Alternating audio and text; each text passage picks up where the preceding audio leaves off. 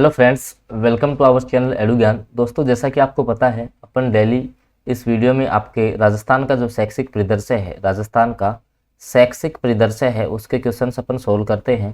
तो देखिएगा, बिना किसी देरी के आज की क्लास को स्टार्ट करते हैं। चैनल पे आप नए हैं तो सब्सक्राइब कर लेंगे और बेल आइकन के चिन्ह को प्रेस कर लेंगे। देखो आगे इसके बाद में देखो मैं आपको बताऊँ, जैसे अपने क्वेश्चन कंप्लीट हो जाते हैं उसके बाद में जो सूचना तकनीकी है, अगर आप कमेंट करके भाई मेरे को बताते हो तो इसी प्रकार के जो मैं क्वेश्चन है आपके लिए सूचना तकनीकी के भी लेके आऊँगा।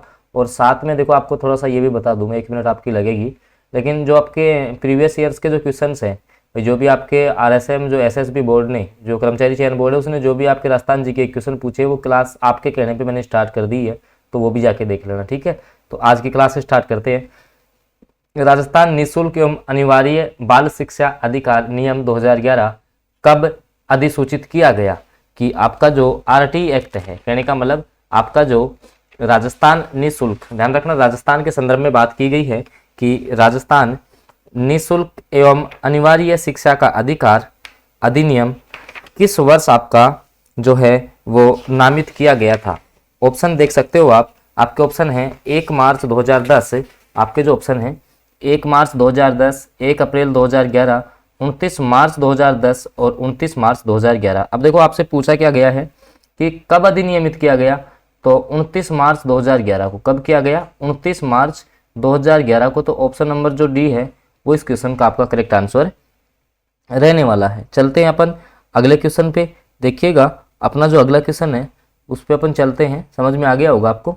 ठीक है, अधिनियमित कब किया गया? तो 29 मार्च 2011 को। आगे आओ, अगला जो क्वेश्चन है, अगले क्वेश्चन में आपसे क्या पूछा गया है कि अगले क्वेश्चन में आपसे पूछा गया है RT 2009 की किस धारा द्वारा, RT एक्ट की किस धारा द्वारा प्रदत्त शक्तियों का प्रयोग करते हुए राजस्थान सरकार ने राजस्थान निःशुल्क एवं अनिवार्य बाल शिक्षा अधिकार नियम 2011 बनाया?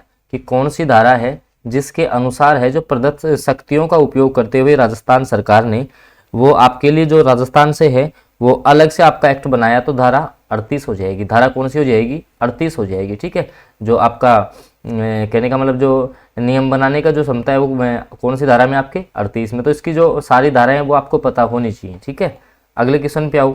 अगला जो आपका क्वेश्चन है वो है कि राजस्थान, अगला क्वेश्चन अपन सेट करते हैं, 1 सेकेंड। हाँ देखिएगा यहाँ से अगला आपका क्वेश्चन है कि राजस्थान निःशुल्क एवं अनिवार्य बाल शिक्षा, राजस्थान निःशुल्क एवं अनिवार्य बाल शिक्षा का अधिकार नियम 2011 के संदर्भ में असुमेलित, मतलब कि जो गलत युग्म है ना उसको छांटना है। तो देखते हैं अपन क्या है। देखिएगा कि नियम 3 विद्यालय प्रबंधन समिति SMC, जो आपकी SMC है वो नियम 3 में ही है। ठीक है, नियम 10 कमजोर वर्ग और जो अलाभप्रद समूह के बालकों का प्रवेश, बिल्कुल इसी पे बोला गया है। नियम 24 अध्यापकों के लिए शिकायत का निवारण तंत्र है, जबकि नियम 21 आपका आयु के सबूत के लिए दस्तावेज, ये नियम आपका असुमेलित हो जाएगा। तो गलती आपको छांटना था, तो ऑप्शन C करेक्ट आंसर रहने वाला है। तो आपको जो इसके जो नियम है सारे वो आपको याद होने चाहिए। आगे आओ अगले क्वेश्चन पे। अगला जो आपका क्वेश्चन है यहाँ से देख सकते हो कि राजस्थान निःशुल्क एवं अनिवार्य, राजस्थान निःशुल्क एवं अनिवार्य बाल शिक्षा का अधिकार नियम 2011 के तहत क्लास 1 से 5 तक के बालकों के संबंध में विद्यालय कितने किलोमीटर के भीतर होने चाहिए? ऑप्शन है 4 किलोमीटर, 5 किलोमीटर या फिर आपके 1 किलोमीटर या 3 किलोमीटर।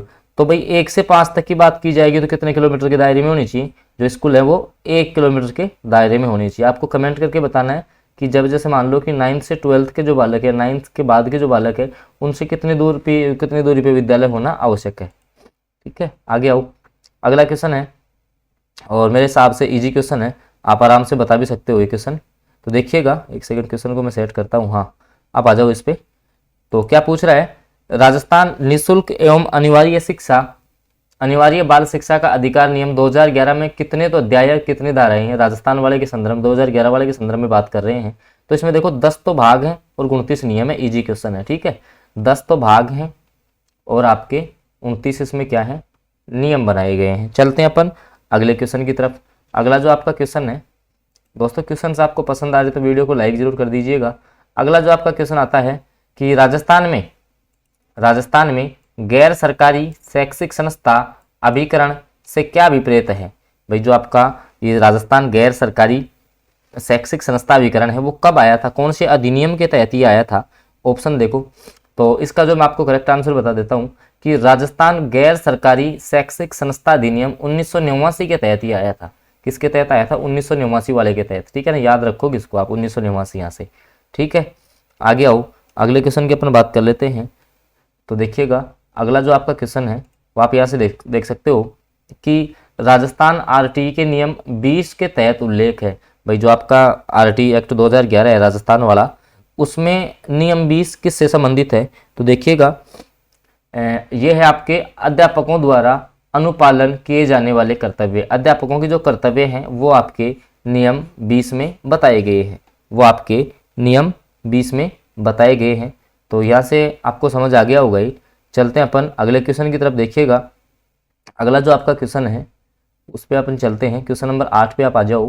तो देखिएगा कि राजस्थान आरटीई के तहत गठित राज्य सलाहकार परिषद में जो है अध्यक्ष सहित सदस्य संख्या होती है। भाई अध्यक्ष से जो सहित है वो आपकी सदस्य संख्या कितनी होती है? ऑप्शंस है आपके 12, ऑप्शंस है आपके 12, 5, 13 या 15।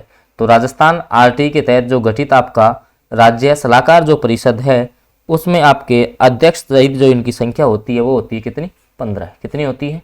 15। ऑप्शन डी इस क्वेश्चन का आपका करेक्ट आंसर रहने वाला है। चलते हैं अगले क्वेश्चन पे। अगला क्वेश्चन आपका है क्वेश्चन नंबर 9 पे अपन चलते हैं। देखिएगा क्वेश्चन नंबर जो आपका 9 है उसमें है कि राजस्थान राज्य बाल अधिकार संरक्षण आयोग, आपको कमेंट करके बताना है कि राजस्थान राज्य बाल अधिकार संरक्षण आयोग का गठन कब किया गया था, ये आपको कमेंट करके बताना है। के समक्ष परिवादों को प्रस्तुत करने की रीति का उल्लेख आरटीई एक्ट की कौन से नियम में, आरटीई 2011 के कौन से नियम में इसका उल्लेख है कि राजस्थान जो ये आपका बाल अधिकार संरक्षण आयोग है इसके जो समक्ष परिवाद हैं उनको प्रस्तुत करने की रीति का उल्लेख कौन से नियम में है, ये क्वेश्चन आपसे पूछा गया है। तो देखिएगा इसका जो आपका करेक्ट आंसर रहने वाला है वो हो जाएगा नियम 26। तो नियम 26 में ऐसा प्रावधान है।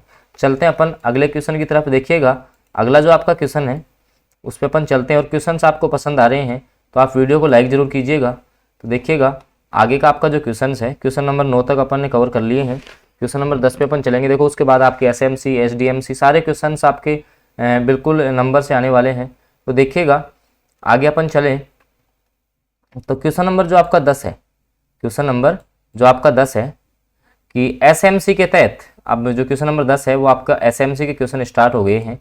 तो देखिएगा यहाँ से कि जो विद्यालय प्रबंधन समिति है आपकी एसएमसी है उसके तहत विद्यालय विकास योजना तैयार की जाती है।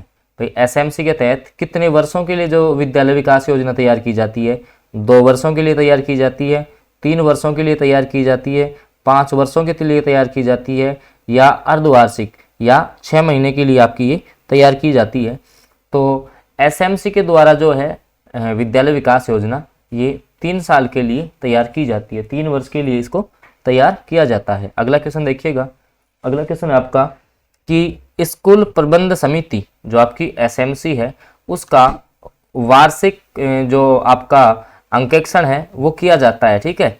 तो किसके द्वारा किया जाता है? सहायक लेखाकार के द्वारा, प्रधानाध्यापक के द्वारा, शिक्षा मंत्री के द्वारा या जो आपका ऑडिटर है, ऑडिटर सहकारी समिति, इसके द्वारा।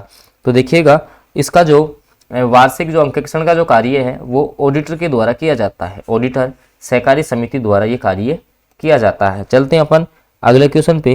देखिएगा अगला जो आपका क्वेश्चन है वो है कि एसएमसी का सचिव कौन होता है।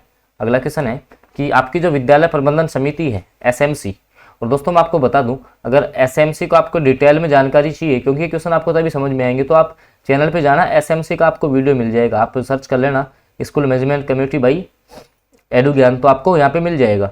तो देखो जो आपकी एसएमसी है उसका सचिव कौन होता है? प्रधानाध्यापक होता है, अभिभावक होता है, जिला शिक्षा अधिकारी होता है या अध्यापक होता है। तो आपका जो एसएमसी का जो सचिव होता है वो होता है प्रधानाध्यापक। आपके एसएमसी का सचिव कौन होता है? प्रधानाध्यापक होता है, ध्यान रखना है आपको। चलते हैं अगले क्वेश्चन पे। देखिएगा अगला जो आपका क्वेश्चन है वो है कि जो आपकी एसएमसी है, जो आपकी एसएमसी है उसका गठन किया जाता है भी कौन सी क्लास तक के विद्यालय हों, मतलब कि कौन से स्तर के, जो जैसे मान लो क्लास आपके 1 से 12 तक के विद्यालय हैं उनमें एसएमसी होगी, या 6 से 12 में होगी, 1 से 5 में होगी, 1 से 8 में होगी। तो कौन से विद्यालयों में आपकी जो एसएमसी है, स्कूल मैनेजमेंट कमेटी, उसका गठन किया जाता है? तो क्लास 1 से लेके 8, जो भी विद्यालय क्लास 1 से लेके 8 तक जो संचालित होते हैं उनमें आपके एसएमसी का गठन किया जाता है। अच्छा क्वेश्चन है, ध्यान रखना है आपको, ठीक है, आपको इसका ध्यान रखना है कि कौन से में जो है वो आपके लिए ये इसका गठन किया जाता है, ठीक है, जहाँ विद्यालय कहाँ तक संचालित हो। क्वेश्चन नंबर 13 में मैंने बता दिया आपको 1 से 8 तक, ठीक है। आगे आओ, अगले क्वेश्चन की अपन बात करते हैं। क्वेश्चन नंबर 14 पे अपन चलते हैं। देखिएगा क्वेश्चन नंबर जो आपका 14 है कि विद्यालय विकास एवं प्रबंधन समिति एसडीएमसी का क्वेश्चन आपका आया है। अगला क्वेश्चन आपका किसका है? एसडीएमसी का क्वेश्चन है। तो देखिएगा कि विद्यालय विकास एवं प्रबंधन समिति का गठन किया जाता है जहां विद्यालय संचालित हो। भाई अभी अपन ने बात की कि जो आपकी एसएमसी है वो तो कौन से विद्यालयों में होती है? 1 से 8 तक। भाई 1 से 8 तक जो विद्यालय है उसमें तो आपकी क्या होती है? एसएमसी होती है, जबकि एसडीएमसी होती है आपकी 9 से 12 में। एसडीएमसी कहाँ होती है? 9 से 12 में, ठीक है। चलते हैं अगले क्वेश्चन पे। अगला क्वेश्चन देखिएगा कि एसडीएमसी का अध्यक्ष कौन होता है? आपकी जो विद्यालय विकास एवं जो प्रबंधन समिति है आपकी एसडीएमसी, उसका अध्यक्ष कौन होता है? आपसे पूछा गया है। देखते हैं, अध्यापक, संस्था प्रधान, सरपंच या अभिभावक। तो आपकी जो एसडीएमसी है उसका अध्यक्ष होता है आपका संस्था प्रधान। कौन होता है आपका? संस्था प्रधान इसका अध्यक्ष होता है। तो ऑप्शन नंबर जो बी है वो आपका इस क्वेश्चन का करेक्ट आंसर रहने वाला है।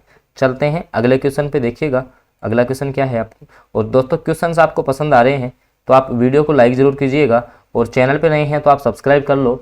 और मैं 1 मिनट के लिए आपको थोड़ा सा बता दूं कि अगर आपको सूचना तकनीकी के क्वेश्चनों की इसी प्रकार क्वेश्चंस की क्लास चाहिए तो आप कमेंट करके ज़रूर बताना।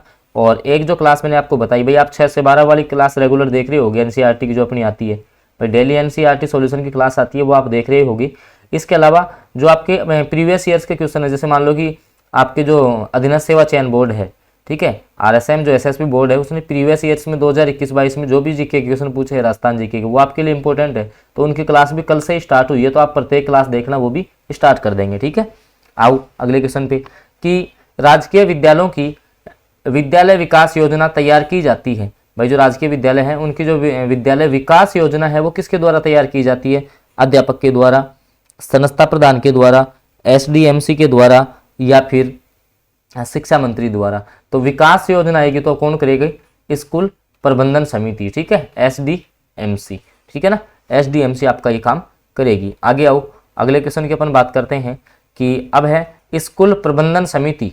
स्कूल जो आपकी एसएमसी की बात कर रहा है, तो एसएमसी का अध्यक्ष कौन होता है? मैंने आपको बता दिया, जो आपकी एसएमसी है उसका अध्यक्ष कौन होता है? आपका अध्यापक होता है, संस्था प्रधान होता है, सरपंच होता है, या अभिभावक होता है। तो देखिएगा जो आपकी एसएमसी है उसका अध्यक्ष आपका अभिभावक होता है, ध्यान रखना, ठीक है। और उसमें मैंने बताया था आपको क्या, जो सचिव कौन होता है? अगर मान लो कि इसकी बात करूं मैं सचिव की, तो आपका प्रधानाध्यापक होगा, ठीक है। सचिव कौन होगा? प्रधानाध्यापक होगा। लेकिन इसका अध्यक्ष कौन होगा? तो अभिभावक इसका अध्यक्ष होगा आपका एसएमसी का, ठीक है। एसएमसी का अध्यक्ष कौन होगा?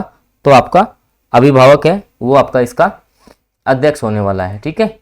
चलते हैं, देखिए अपन अगले क्वेश्चन की तरफ। देखिएगा जो आपका अगला क्वेश्चन है उस पर आपको लेके चलते हैं। क्वेश्चन नंबर 18 पे अपन चलेंगे। कि क्वेश्चन नंबर जो आपका 18 है वो है कि राष्ट्रीय शिक्षा नीति 2020, जो नई शिक्षा नीति आपकी आई है, उसका उद्देश्य क्या है? नई शिक्षा नीति है उसका उद्देश्य क्या है? ऑप्शन है आपके कि शिक्षा बिना बोझ के, भारत सबका साथ सबका विकास, भारत को एक वैश्विक ज्ञान महाशक्ति बनाना, या सब पढ़ें सब बढ़े। तो इनमें से जो कौन सा है वो जो कि आपके शिक्षा नीति 2020 का उद्देश्य है? तो भारत को एक वैश्विक ज्ञान और महाशक्ति बनाना, ये आपकी जो नई शिक्षा नीति है उसका उद्देश्य है।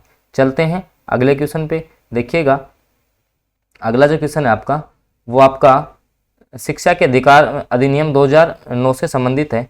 तो देखते हैं अपन क्या है आपका ये। तो देखिएगा कि आपका जो क्वेश्चन नंबर 19 है, आप यहाँ से देख सकते हो कि शिक्षा का अधिकार अधिनियम 2009 के क्रियान्वयन के बाद कक्षा कक्ष कैसे होने चाहिए। देखो ऑप्शन है आपके अप्रभावित हैं, क्योंकि शिक्षा का अधिकार विद्यालयों में कक्षा की औसत आयु को प्रभावित नहीं करता, ठीक है। और जेंडर के अनुसार अधिक समजातीय है, या आयु के अनुसार अधिक समजातीय है, या आयु के अनुसार विषम जातीय है। तो ये क्या है, किसके आधार पे, आयु के अनुसार अधिक समझाती है। तो ऑप्शन सी आपका करेक्ट आंसर रहने वाला है, आयु के अनुसार अधिक समझाती है, ऑप्शन सी आपका करेक्ट आंसर रहने वाला है। तो दोस्तों क्वेश्चंस आपको पसंद आई तो आप वीडियो को लाइक जरूर कीजिएगा, और चैनल पे आप नए हैं तो सब्सक्राइब कर लेंगे, और साथ में बेल आइकन के चिन्ह को प्रेस कर लो, ताकि अपने जो है सूचना तकनीकी और आपकी जो अन्य क्लासेज हैं उनकी नोटिफिकेशन सबसे पहले आपके पास पहुंचे। ओके फ्रेंड्स, आज की क्लास में इतना ही रखेंगे, बाकी अपन मिलते हैं अगली क्लास में। और हाँ, आपके जो 70 दिन का जो आपके पास समय बचा है उसमें 70 क्लासें आपके लिए आ रही हैं। जैसे कल अपन ने फ्लैगशिप योजनाएं देखी थी, आज अपन अनुसंधान केंद्र देखने वाले हैं। तो डेली की आप एक क्लास देख लिया करें, बहुत छोटा वीडियो रहता है, यहाँ से भी आपको काफ़ी हेल्प मिलेगी। तो इसी के साथ क्लास की अपन यहीं पे एंड करते हैं क्लास को, और अगली क्लास का आप वेट कीजिएगा। इसके लिए आप बेल आइकन का जो चिन्ह है उसको प्रेस करके रखो, ताकि जब भी क्लास आए तो उसकी नोटिफिकेशन आपके पास पहुंच जाए।